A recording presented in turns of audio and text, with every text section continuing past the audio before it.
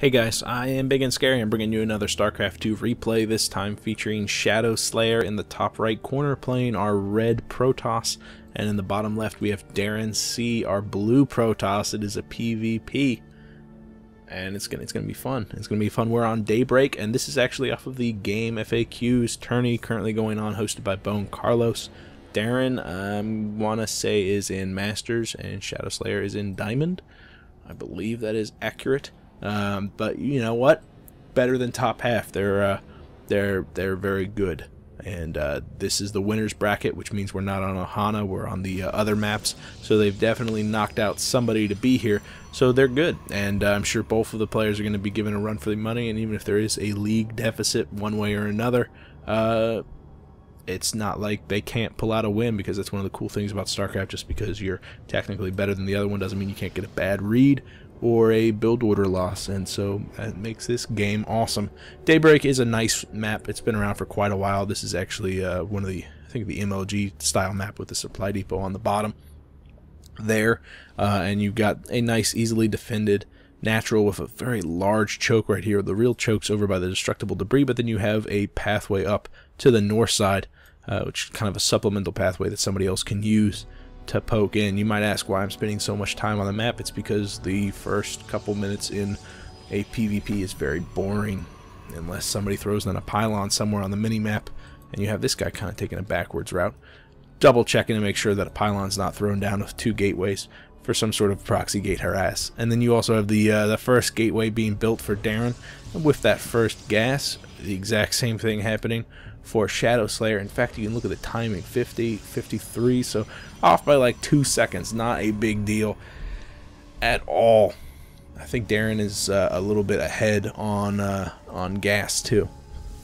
So there is that. Not the biggest deal at all, but really on a matchup like this, where it's identical matchup, the difference of a little bit of gas can be pretty big. Shadowslayer getting a little bit delayed on dropping down his cybernetics core. We can see that the probe from DarrenC was also kind of successful at blocking that probe off from where it wanted to place down the supply depot. I don't think he did any hull damage. All those guys look nice and healthy. Second gas being dropped for Shadowslayer, so a little bit more on the tech side of things. We don't see another gas from Darren, and he's got that cybernetics core finishing just now. Probe's still in the main base. That first zealot's going to pop out from Darren.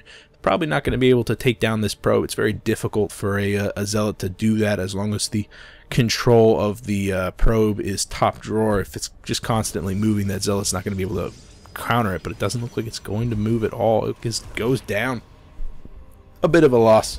Not the biggest deal in the world, but still, you want to keep that guy alive for as long as possible so you can see if another gas is going to drop down. And with the single gas down, we can either expect a expansion shortly out of Darren, or a whole bunch of gateways. Really, that's the only options that Darren has right now. He can't really afford to do some sort of robo play off of just the single gas, and even if he was, it was going to be delayed. But it looks like it's going to be a 4-gate. He's got his first zealot and stalker moving out from the home base. He's got a probe throwing down a pylon right down on the low ground, just shy of the natural. A single sentry is up for Shadowslayer. It looks like he's going to 2-gate into robo, and then a final gateway behind that. Chrono Boost just now finishing up the cybernetics core, but it is behind by quite a long time. You can see that there's only 30 seconds away for Darren's Chrono Boost, but we still have a whole minute for Shadowslayer. So if this 4-gate timing is spot on, and it looks like we have 2 pylons being placed on the low ground, Darren all of a sudden knows exactly what's up. He's got another sentry coming out, Chrono Boost. But this sentry does not have any more energy. Another sentry pops out with just enough energy, just enough time to throw down a force field behind it. A third sentry joining, so he'll have enough energy to throw down another force field, and maybe one more. Yeah, this guy's going to have just enough energy for a third force field, but that's not going to hold that door indefinitely. The Immortal will come out and join, but it really depends on if these guys can scout the high ground and allow a warp in on the high ground. If these sentries get surrounded, none of them have enough energy to throw down a force field. This is all that remains. That robotics facility is almost done with the Immortal. Oh, but the force fields are down. Darren's pushing up with his 3 stalkers, focusing down the sentries. They all fall very in short order to the zealots, and that Immortal gets surrounded. Some stalkers warping in just a little bit too late. That Immortal goes down too. All of a sudden we have 3 on 2 for the Stalkers having to kite back very quickly against the Zealots, but there's just too much range attack. Darren showing you exactly how devastating a 4-gate can be, and it hit at just the right moment. It was like, what, the 5-minute and 30-second mark? Oh, it was brutal.